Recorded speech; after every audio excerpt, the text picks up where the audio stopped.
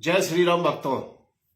मैं अजय महाराज आशा करता हूं कि आप सभी लोग आनंद पूर्वक होंगे। आज का विषय है संकट क्यों नहीं कटते। आखिर क्या वजह है, संकट क्यों नहीं कटते। आज का ये वीडियो आपके लिए बहुत सारी जानकारियां देगा और मेरा आपसे आग्रह है कि इस वीडियो को आप शुरू से अंत तक अवश्य देखें। हम विषय पर आते हैं। हमारे पास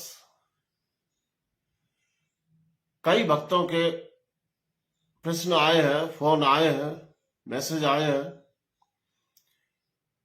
कि महाराज जी क्या वजह है, हमारे संकट क्यों नहीं कट रहे हैं या क्यों नहीं कटते हैं, या कट जाते हैं तो दोबारा आ जाते हैं। सालों हो गए, हम बहुत परेशान हैं। इस विषय का जो सही जवाब है हम आपको देने जा रहे हैं। कृपया ध्यानपूर्वक सुने। देखिए, संकट, भूत प्रेत, नेगेटिव एनर्जी, ये सब बहुत ही ताकतवर होते हैं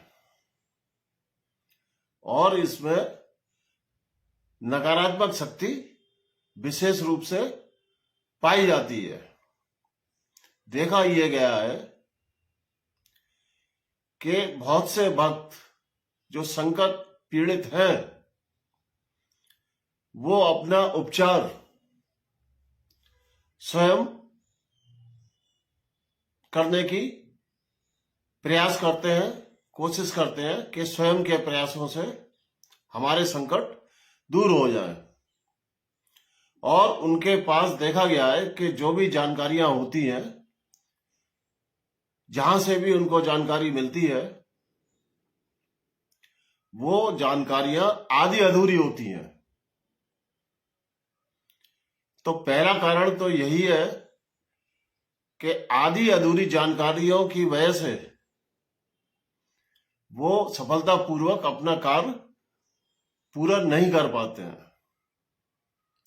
दूसरी वजह, जितने भी संकट हैं या जितने भी नेगेटिव एनर्जीज हैं, इनको बाबा की या मैया की पॉजिटिव एनर्जी ही काट सकती है। अब दूसरी वजह सामने आती है कि बाबा की और मैया की जो पॉजिटिव एनर्जी है, जो इन संकटों को काटने में पूर्णतः सक्षम है, वो एनर्जी को कार्य करने के लिए एक माध्यम की आवश्यकता पड़ती है। और प्रायः वो माध्यम एक महाराज या एक गुरु ही होता है। अगर बीच में कोई एक गुरु या महाराज है तो वो पॉजिटिव एनर्जी, पॉजिटिव शक्ति बाबा की या मैया की उस गुरु या महाराज पर आकर अच्छे से देख पाती है, समझ पाती है कि इसके संकट किस प्रकार के हैं, कितने पुराने हैं, उसकी मुख्य वजह क्या है, उसका मुखिया कौन है, कहां से भेजे जा रहे हैं, भेजने वाला कितना शक्तिशाली है।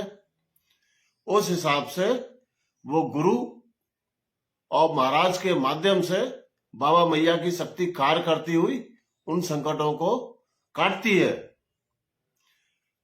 अब जो व्यक्ति स्वयं संकट काटना चाहते हैं तो वहां दिक्कत ये आती है कि जो पॉजिटिव एनर्जी है, बाबा या मैया की शक्ति या आशीर्वाद, वो उनके शरीर में, दूषित शरीर में प्रवेश कर नहीं पाती है, क्योंकि वहां पर संकटों का जमावाड़ा हो रहा है बहुत सारा। उनका शरीर अशुद्ध है। अब उस अशुद्धता को दूर कर दें तो संकट कट ही जाएंगे। जो भी विधियां दी गई हैं जाप इत्यादि की, मंत्र इत्यादि, जाप इत्यादि की, उससे नकारात्मक शक्तियां दूर जरूर होती हैं, लेकिन बहुत धीरे धीरे होती हैं। और उसमें पहले उस व्यक्ति का शरीर शुद्ध होता है। अब शरीर भी तभी शुद्ध होगा जब उसके संकट कटेंगे। तो स्पष्ट बात तो यह है कि कोई भी संकट पीड़ित व्यक्ति स्वयं अपने संकट नहीं काट सकता है, उसको किसी ना किसी गुरु या महाराज की आवश्यकता अवश्य पड़ेगी। अब तीसरी वजह आती है, बहुत से भक्तों ने ये प्रश्न किया है कि महाराज जी, हमने तो बहुत सारे गुरुओं की या महाराज लोगों की या तांत्रिकों की मदद ली, परंतु हमारे संकट तो फिर भी नहीं कट रहे, और कटते हैं तो फिर दोबारा दोबारा आ जाते हैं। अब उसका उत्तर जो है आप अच्छे से समझ लीजिए कि जो भी गुरु या महाराज उस पीड़ित व्यक्ति का इलाज कर रहा है, ये इस बात पर निर्भर करता है कि उस गुरु पर या उस महाराज पर या उस तांत्रिक पर पॉजिटिव एनर्जी कितनी है, उस पर बाबा मैया का कितना आशीर्वाद है और किस वेग का आशीर्वाद है। अगर उसके पास संपूर्ण वेग है, संपूर्ण आशीर्वाद है, तो आप निश्चित मानिए कि उसका संकट तुरंत एक ही दिन में कटेगा। अगर उस गुरु या उस आचार्य या उस महाराज के पास पर्याप्त शक्तियां नहीं है, पर्याप्त आशीर्वाद नहीं है, पर्याप्त वेग नहीं है, तो सालों लग जाएंगे, संकट नहीं कटेगा। ये एक प्रमुख वजह है।